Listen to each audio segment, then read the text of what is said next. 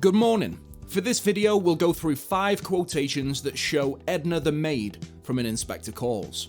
Edna's a very easy character to overlook, but you can tell a lot about the Birling family from their interactions with Edna and the way that they treat her.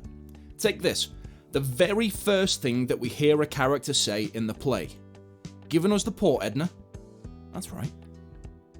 The opening line is from Mr. Birling, a stereotypical, upper-class, capitalist man ordering a working-class woman around.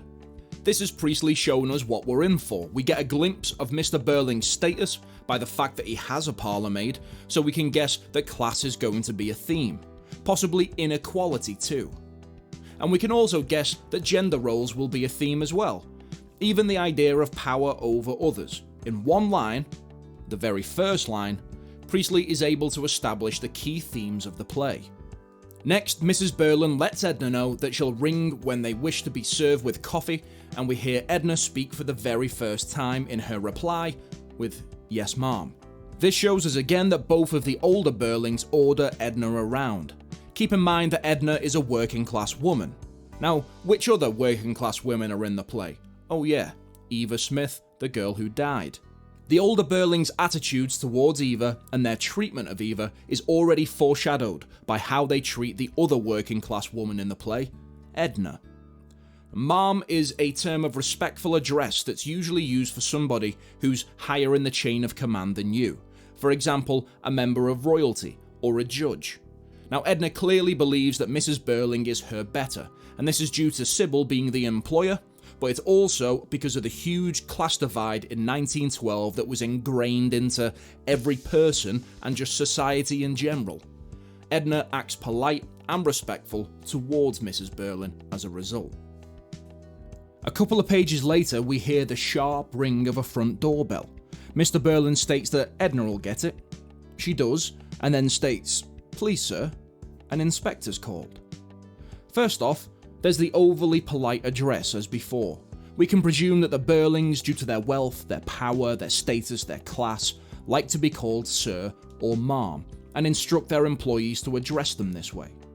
Notice though how it's only the older Birlings that order Edna around in this way. Sheila and Eric don't. Now this could be a message that the hope lies with the younger generation, and a bit of subtle foreshadowing of their leaning towards socialism. But then there's the rest of the line. An inspector's called. Priestley named the play after the line of the working class female worker.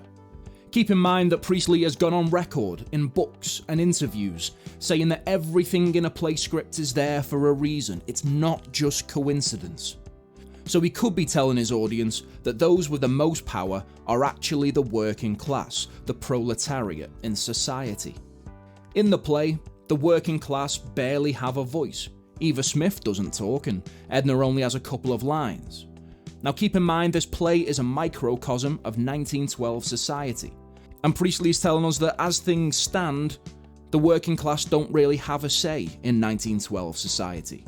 However, as Edna's line becomes the title of the play, Priestley could be telling us that what the working class say is actually really important, as the working class make up the majority of society. So when the polls open, the working class have the power to change 1945 society. Things have changed now, and what the working class say does actually count, especially now that more of them, women and the working class, have the power to vote. Mr. Birling responds to Edna by using a few imperative verbs. Show him in here. Give us some more light.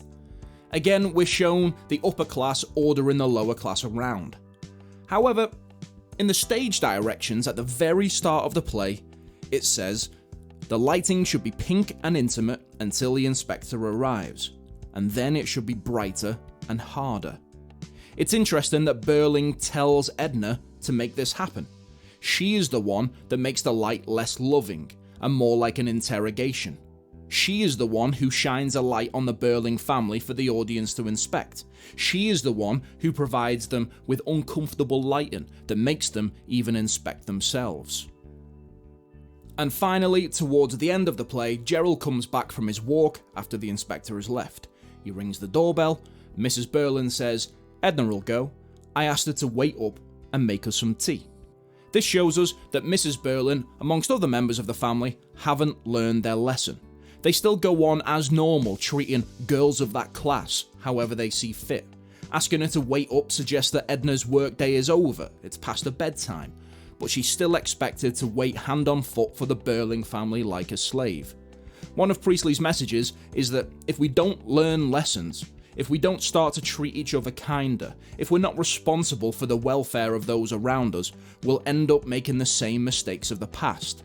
Just like Mrs. Birling has done here, she still treats Edna exactly the same. She acts as if nothing has happened that evening, burying her head in the sand and continuing as normal.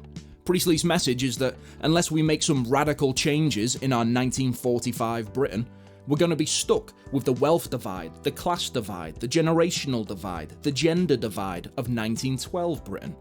And we all know that that didn't work out well for everyone. That's all for today. I hope you find it useful. Subscribe if you're looking for more GCSE English content.